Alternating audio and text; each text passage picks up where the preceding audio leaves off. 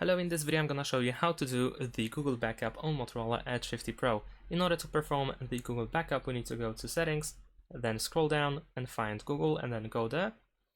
Then switch to all services and then choose backup. Now over here you need to enable backup by Google One, and of course keep in mind that you need to be signed into your Google account on the device.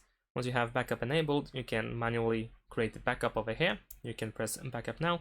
But before we do that, you can also go to backup details and then you can enable and disable the photos and videos. So if you don't enable this option, then your photos and videos will not be backed up.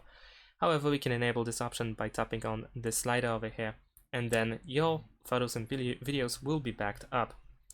Now we will also go to the Google Photos after that.